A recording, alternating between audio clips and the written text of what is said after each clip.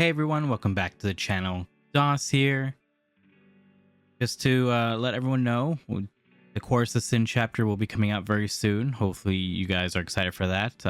It's going to be a little bit to get used to the killer. I will warn you guys, but that's not what this video is about.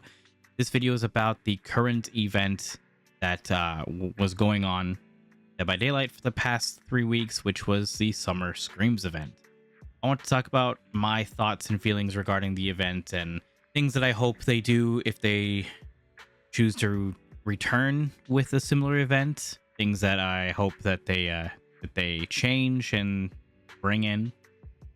But for those of you who are not aware, the Summer Screams event was the current summer event that they had, where they had a different modifier every week. So for the first week, we ended up having Chaos Shuffle. For the second week, we had Lights Out. And for the third, we had 2v8. Now, one of my initial issues with the event was the fact on the cosmetic front, there wasn't really anything.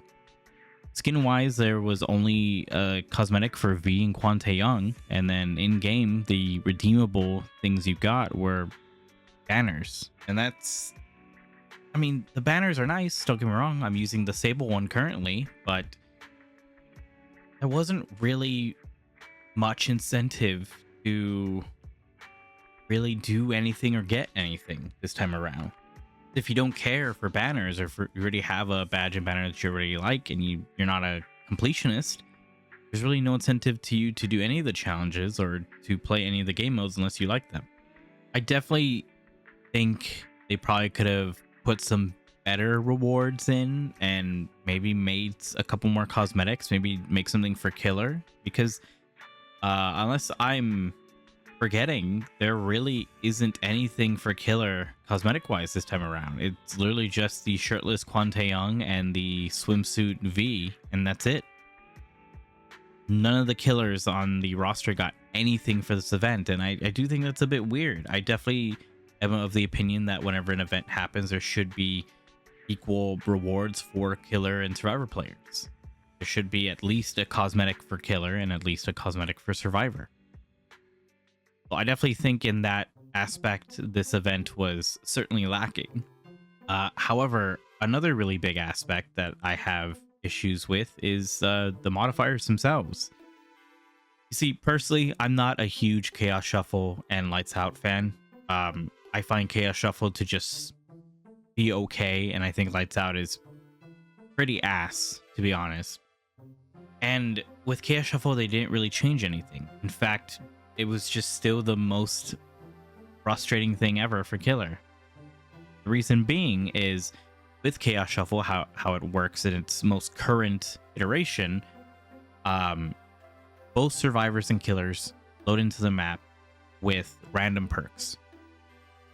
However, survivor is able to choose an item to bring. Now, the item's going to be a random rarity. It's going to have random add-ons, but there's not really an add-on or any type of item that is a big detriment. Whereas for killer, when you load in on killer, you get random add-ons for your power. And that is a big issue because there are certain killers that have add-ons that either completely change how they work or are negative add-ons. A perfect example is Hillbilly. Hillbilly literally has 2 add-ons that completely screw him over. One of which makes it so that his chainsaw is not insta down. Now, I'm not talking about low pro. It's just a brown add-on that makes it so that no matter what, your chainsaw does not one-shot. It's just going to take 1 health state. And on top of that, Hillbilly has another add-on where it makes it so you can't turn. You basically can only go in a straight line. And I saw quite a few people who were playing Hillbilly that got either one of these add-ons or got both. And that's just one example. There are quite a few other killers that have add-ons that completely change how their power works or completely makes their power unusable. And it's a frustrating aspect where survivors don't really have anything that puts them at a disadvantage unless they get no mither. Whereas the killer can have quite a few ways to get themselves at a disadvantage. Like, yes, the randomness is kind of fun, but I definitely think that there's ways that it can be improved on. And I've had people tell this to me in the past, and I definitely agree. I think moving forward, if they decide to bring Chaos Shuffle in general back, should have it so that your perks change progressively throughout the match. So you load in with 4, but then maybe after either a certain amount of time has gone by or a certain amount of gens are done, one of your perks gets randomized and changed. And then it repeats again after a certain amount of time or a certain number of gens for the second perk, and then the third, and then the fourth. So that by the end of the match, everybody has completely different perks from what they started at. I think that is a more fun and interactive Chaos Shuffle. That maybe you're not just screwed the entire rest of the game. On top of that as well, I don't think survivors should be able to choose or bring items into the match. If they are, the add-ons for killers should not be random. I think having randomized add-ons and having survivors being able to bring whatever they want, even if it's a random add-on on the item or not, is unfair. There are multiple times where I bring in a toolbox and I get a brand new part because of the random add-ons, and it's already progression on a gen super fast where the killer might not have gotten any type of gen progression perks in general and might just be struggling like crazy with the add-ons they were given. That's just Chaos Shuffle. We move on to Lights Out, and I just think Lights Out is a very not killer friendly game mode. I played one day of it. I actually streamed it. I streamed like an hour of me doing Lights Out. It was kind of fun doing it as Springtrap because I wanted to do a finally like lore accurate Springtrap. It was so difficult. You see, when you load in, both teams have 0 perks. However, Survivor with the updated candelabras, which are now lanterns, you get built-in windows of opportunity. And you can see the aura's generators. Now, this is something that has been around for a while, whereas the gens have progress already on them. It makes it so that the survivors can find the generators relatively easily and not have to worry, and the killer can go up and kick it and put them down to 0. But constantly on either side, the gens would fly. There was no way to like slow it down or stop it. Like when I was playing killer, the only way that I really got kills for the most part was in endgame. I was on Orman, I had somebody in basement, and the other survivors were way too altruistic, and I either got 3Ks or a full 4K. And that's like the only way really that you can really do anything unless you are a really, really strong killer. Any killer that's not really the high echelon of the tier list struggled in Lights Out, and at that point, like, are you really having fun? And the argument can be said like, oh, well, you should go into it having fun and memeing around. And that is true. You can do that. But the thing is, with the matches going for so long, and by so long, I mean going so short, it is extremely difficult to get any type of fun or any type of funny moments if the match is going to last like 3 minutes. Yeah, when I played, I got a couple gen grabs, and I definitely made some people shit their pants. But there was just not enough time in matches to really do anything. I don't think Lights Out should really be brought back. If we are bringing Lights Out in, you gotta get rid of the Windows opportunity for survivors, and honestly, get rid of the red stain for killer. It's crazy that the killer still has a red stain when it should just be completely dark. I don't know. The first iteration of Lights Out wasn't amazing, but in my opinion, it was better than the second iteration where we had the candelabras for Castlevania. And this third version is basically just that, except the survivors get windows of opportunity. There really wasn't that much change for it, and quite frankly, I just don't think it's a good game mode. I think that generators go way too fast, especially with this version. This version on Survivor, you had a 20% generator repair bonus throughout the entire match. Like that's insane. That's crazy. Like, how do you expect killers to want to play the game mode and even like want to just have fun in it when you don't have anything that you can do against it? And I want to keep this in mind for Lights Out, especially. There was a very limited map pool. I think there was only like 6 maps available. So if you were wondering like why you were getting the same maps over and over and over again, that's why. There was only like 4 to 6 maps available in Lights Out, and that was like the only thing that you had. So I guess it was because they thought some maps would just be way too difficult to navigate when pitch black setting. But I don't know. There was just a lot to be desired still with Lights Out. I don't think it should really be a game mode that returns. Definitely, I mean, you should definitely include it into custom games. I think that would be funny, especially like in like a hide and seek type of like fun little mini game you can do with friends. But as an actual game mode, I don't think it should come back. And then we have 2v8. Now I love 2v8. 2v8 is a very fun time. It's very nice, and I know a lot of people complain that there wasn't anything new with this 2v8, and they're right, there wasn't anything new. But that's also because we're getting 2v8 in September fully. I will say my complaint with this is bugs that they said that was fixed were not. The biggest one being the invisible crates, or if you're playing against a Wesker Nemesis together.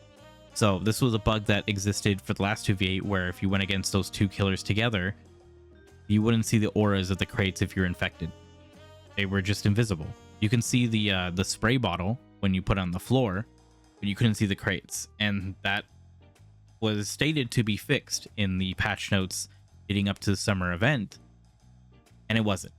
It just wasn't. It was still an issue, still bugged, and as Paulie had said during our stream, he feels a little scummy doing the combo because it's a little bit of an advantage for the killer.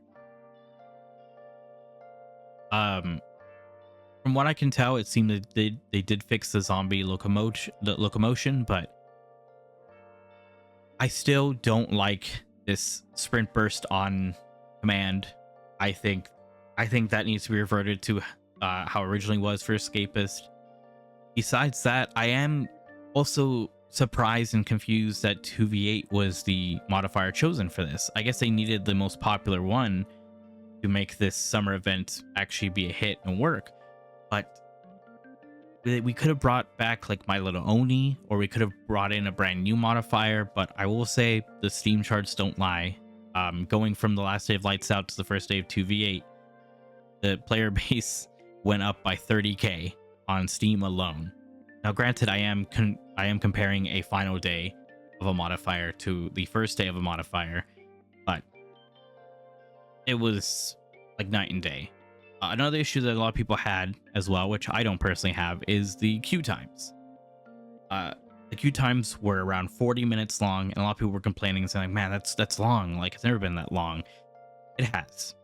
There has been multiple times where I queue up with my best friend, and this was before Play While You Wait, and we literally had 40 to 50 minute queue times. And this was also back in the day where there wasn't an estimated wait time. We just had to wait.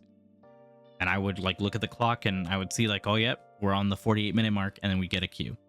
Queue times are always going to be bad for 2v8. The player base is split multiple times over for that, because the player base is already split in the normal like Dead by Daylight game with being survivor and killer.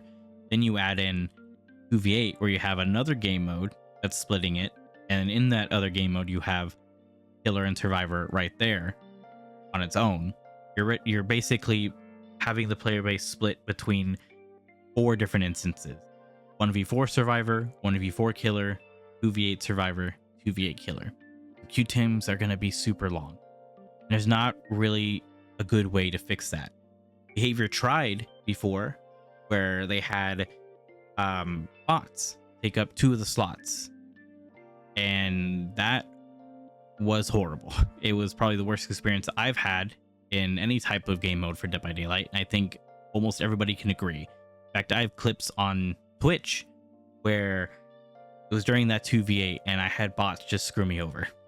It was a horrible experience, and I genuinely hated it. It did cut down the queue times quite a lot, but it cut down enjoyment. And a lot of the times the killers would either not focus the bots and go after the real people, or they would target the bots because they were easier to go after, and you'd already be down 2 players super quickly. Not even players, 2 teammates super quickly. And I've seen suggestions thrown out online of like, oh, maybe they need to have cosmetics tied to 2v8 where you can get it only by playing, and maybe like more unique challenges. But the problem is the player base doesn't really want that. They used to do challenges that were tied to game modes and more complex challenges, but the player base really didn't like it. They didn't like how you had to play in the game mode in order to get any of the stuff done. They didn't like that you had to do very specific things to get the challenge done. And so Behavior changed it, made it more accessible to the general populace of Dead by Daylight. So if you notice, for majority of the challenges for this summer event, you didn't have to do really any of them in the event queue. You could have done most of them to get the event rewards in normal queue. There were some that you had to do in the actual event queue, but for the most part, a lot of the challenges could be done in normal. Overall, I have to say I think Summer Screams was a miss, especially as a creator. In the creator program, we had challenges proposed to us as creators to do for each week, and that was a miss in and on itself. In the first week, they produced a Survivor challenge, and it was asked in the server, hey, are we getting a killer challenge? I'm really like only looking to play killer, and I don't see anything there. So they had to think up of one. Then the next week for Lights Out, they again produced a Survivor challenge, and I asked, is there going to be a killer challenge? And they said nope, but we got one planned for 2v8. And I was like, well, why not for Lights Out as well? And for 2v8, yeah, there was a killer challenge as well as a Survivor challenge, but I felt like that this was kind of a half-baked event on every aspect.